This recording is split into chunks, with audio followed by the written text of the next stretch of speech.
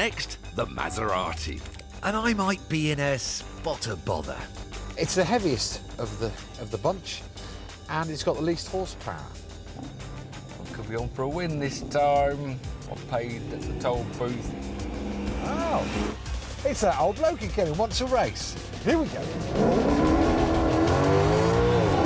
Got a good gear change. He's hanging in there. He's hanging in there. Tell you what, it's close. But he's not gonna beat me this time. He's not gonna beat me. He's trying to get back.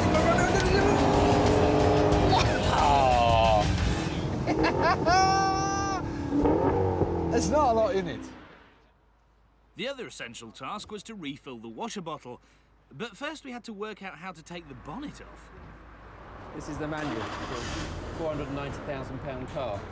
It's quite a lot. That's all you get. Lift lever B and press the button C. I've done that. Yeah, that's on the latches. Yeah. Detach electric connector D. And a hydraulic line E. It's an IKEA shelf. Where's cap C? Ah! Look at this. It's my boot. Have you never seen under there? No. It's fantastic. We have. Oh, it's broken. He snapped the cap off. This is the fastest Maserati you can buy. 0 to 62 happens in 4.5 seconds, and it'll go on to 188 miles an hour. It's also the most powerful. It's got 443 brake horsepower from a 4.7-litre V8. The MC Stradale has 55 more horsepower than the standard car and a 30% quicker gear change. Weight-saving measures like carbon ceramic brakes mean Maserati has also managed to chop out 110 kilograms. But the Diet has some downsides. The biggest of which has to be that it's no longer a Grand Tourer. Heck, it's not even a four-seater. It's morphed into this pseudo-racing car with a flash paint job, carbon fibre seats and a roll cage.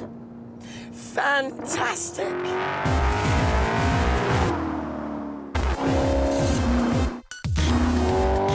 The car sits lower on beefed-up, stiffer suspension to help it stay flatter in the corners and has its own custom tyres wrapped around unique 20-inch wheels. And all of that makes it fantastic if you're going to attack the circuit, but makes it a little bit less comfortable if you're just bashing through some B-roads.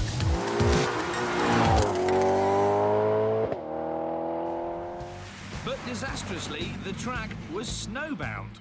While we waited for it to thaw, I was able to have a close-up look at this carbon fibre work of art. I mean, oh gosh, look at all this. How do you feel about it when you get all this? Look at all that. It's taken all the paint off. That must be gravel.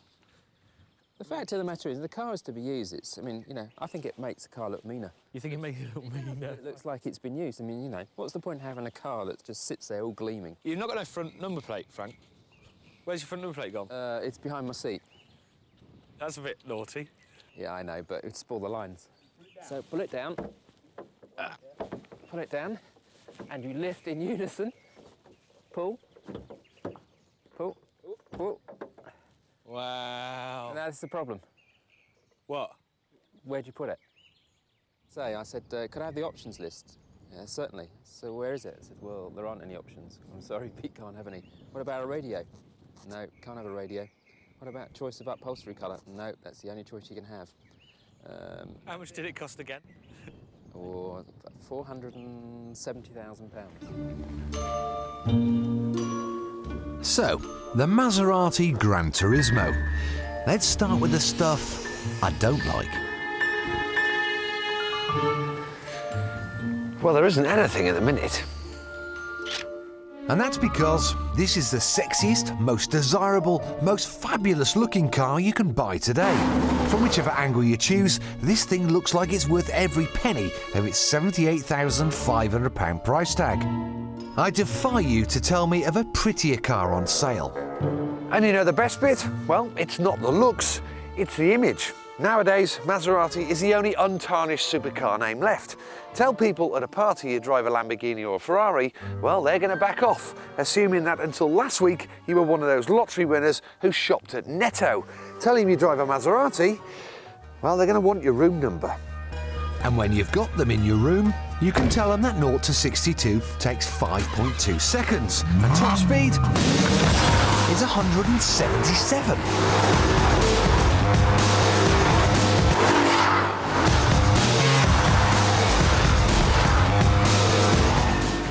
This car designer that once told me that the best looking cars have both male and female characteristics.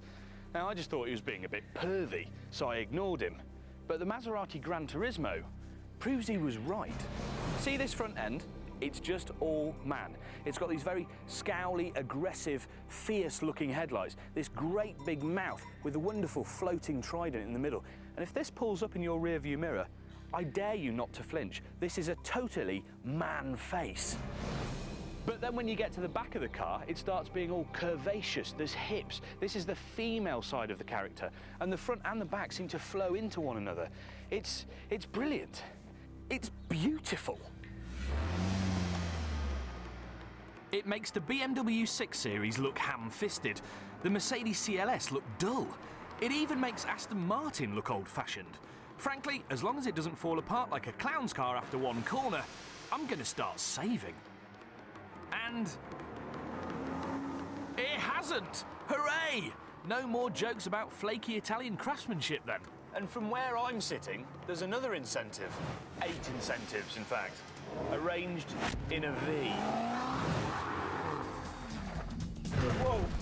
With a strip of tarmac now visible, we finally got onto the circuit. Now, most people would have pottered around in their delicate car on a greasy track, but Frank's actually a decent driver. He did, after all, finish last year's Le Mans just 14 months after getting a race licence. But what's it like with it being so big and long? Once the back, you feel the back because there's a lot of weight out there. Once the weight starts to go, you can just balance the car on it. It's really, really easy to drive.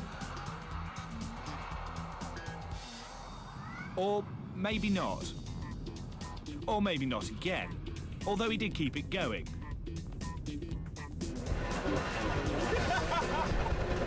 But then came the skid that was unrecoverable. We're going to die.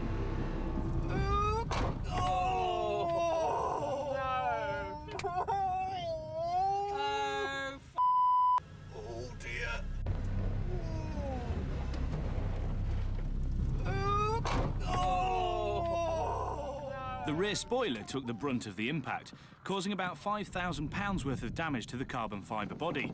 But more than that, the car was well and truly wedged. But once it was free, it was drivable, and Frank took it all the way back home. And here's the most important thing I learned about owning a supercar. Forget all the niggles and the costs and the accidents. No matter how bad life gets, if you own a car like this, there'll always be a smile on your face. For more than 80 years, this Italian company has worked for every manufacturer you can think of, from Austin to Rolls-Royce. I'm here to